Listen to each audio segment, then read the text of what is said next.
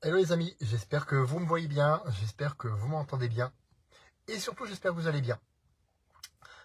Alors, aujourd'hui on va parler de ces 3 conséquences néfastes qui arrivent quand tu te précipites pour ta perte de poids.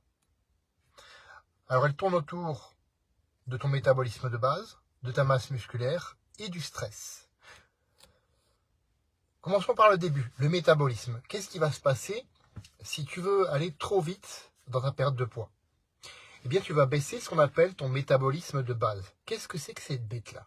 Le métabolisme de base, c'est tout simplement le nombre de calories que tu vas dépenser au repos juste pour les fonctions vitales de ton organisme. Juste pour que ton organisme puisse fonctionner, tu vas déjà dépenser, oui, un certain nombre de calories. Ce qui va se passer, c'est comme tu mets en mode survie ton organisme, eh bien, ton métabolisme de base va baisser. Le nombre de calories que tu vas dépenser au repos va baisser. Et ça a déjà une grande conséquence sur ta perte de poids. Deuxième chose, ta masse musculaire va fondre. Ta masse musculaire va fondre. Puisque si tu vas aller trop vite en perte de poids, tu vas avoir moins d'énergie, tu vas avoir moins envie de bouger et tu vas moins bouger. Et comme tu vas moins bouger, eh bien, les muscles ne seront pas utilisés. Et donc, comme ton corps est déjà en mode survie, il va les utiliser pour créer l'énergie nécessaire pour maintenir les fonctions vitales. Troisième conséquence, le stress.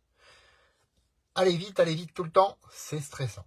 On le sait, et je ne reviens pas dessus, j'insiste beaucoup comme un lourdingue dessus, mais oui, aller vite, c'est stressant. Tout le temps aller vite, tout le temps. Bon, là, je te rassure, je suis arrêté dans ma camionnette, donc je te rassure, hein, je vais pas vite là du tout, je suis à l'arrêt. Mais oui, effectivement, aller trop vite, tu crées du stress. Quand tu crées du stress, tu augmentes la production d'une hormone qu'on appelle le cortisol, qui reste élevé, plus élevé qu'il ne devrait en fait, sur une longue durée de temps. Ce qui va faire que tu vas perdre du poids beaucoup plus difficilement, puisque le cortisol a tendance à bloquer, comme il met en mode survie ton corps aussi, à bloquer la perte de poids.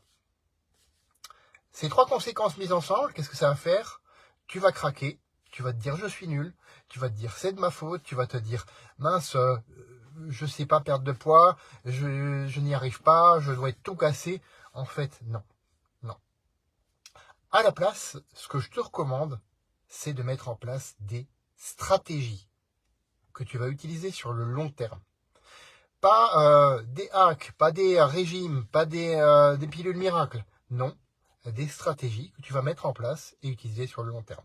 Ça tombe bien, j'ai écrit un guide de 20 habitudes qui contiennent certaines de ces stratégies, effectivement, que tu peux adopter et surtout adapter à qui tu es, tes objectifs et tes contraintes, parce qu'on n'a pas tous les mêmes, ni de contraintes ni d'objectifs. Et c'est tant mieux parce qu'on est tous différents.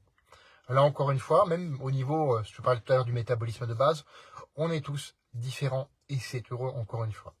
Ce guide, c'est cadeau, c'est offert et ça le restera.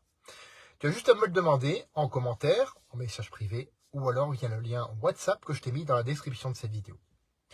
Voilà les amis, c'est tout pour aujourd'hui. Je vous laisse. Je poursuis ma pause déjeuner. En attendant, faites de votre vie une aventure mémorable qui vous ressemble. Et on se retrouve demain pour un autre live. À bientôt.